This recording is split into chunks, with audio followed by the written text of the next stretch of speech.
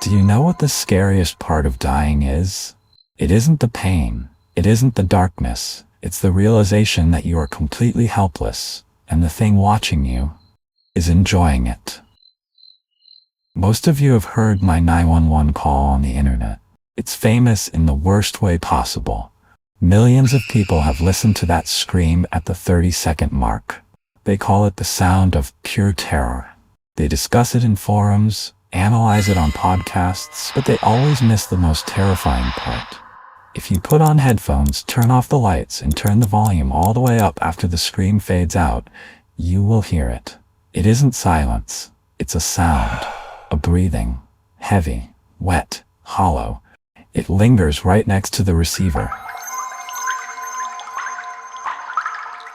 Let's go back to 1988. It was a Tuesday night in late October. The kind of autumn night where the fog rolls in thick and clings to the windows like ghosts trying to peek inside. I was living in a ground floor apartment in an older part of town. I was sitting in my favorite velvet armchair, the one with the worn armrests. The only light in the room came from a single standing lamp, casting long yellow shadows against the floral wallpaper. Click, click, click. The rhythmic sound of my knitting needles was the only thing cutting through the silence. I was finishing a scarf for my grandson. It was a peaceful sound, a safe sound. The TV was on low in the corner, broadcasting the late-night news, but the volume was turned down so far it was just a murmur. I've always valued my privacy. My front door was double-locked. The deadbolt was thrown. The heavy curtains were drawn tight. I was in my fortress. I remember looking at the clock. It was just past 10 p.m. Everything was normal, painfully normal. But looking back now, I realized the air in the room felt heavy, dense, like the pressure drop before a tornado touches down.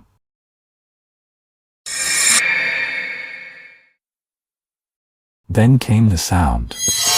Crunch, crunch. It was the distinct sound of heavy boots on the gravel walkway that ran along the side of my building, right under my living room window. I stopped knitting. My hands froze in midair.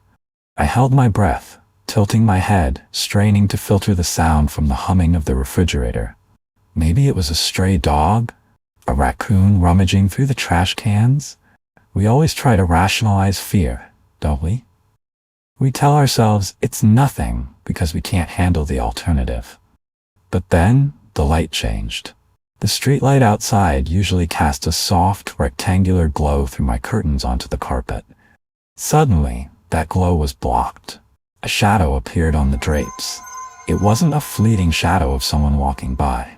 It was a massive, solid black shape that filled the entire window frame. And it stopped. It just stood there, immobile. I could feel the weight of the gaze from the other side of that thin fabric. Someone was standing inches away from the glass, looking into the gap between the curtains, watching me. He knew I was there. He could see the lamp. He could see the old woman sitting alone. A cold shiver, primal and electric, shot down my spine. This wasn't a mistake. I had to call the police. The thought was clear, but my body refused to cooperate. My legs felt like lead.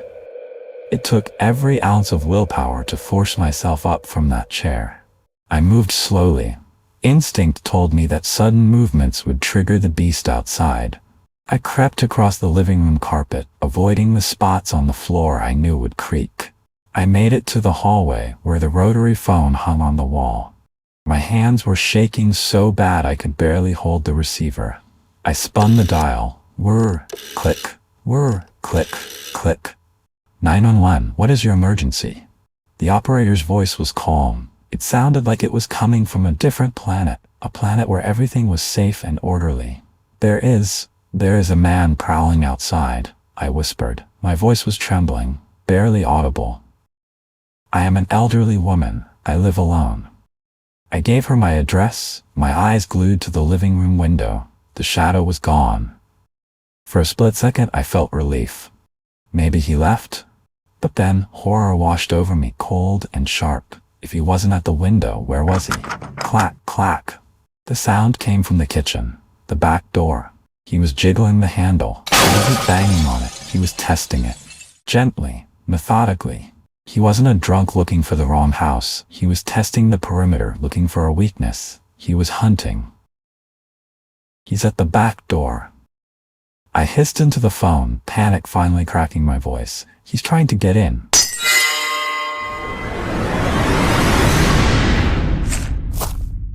The stealth phase was over. He didn't care anymore. Smash! The sound of the glass breaking was deafening in the quiet apartment. It sounded like a gunshot. He had punched through the window pane of the back door. He's in.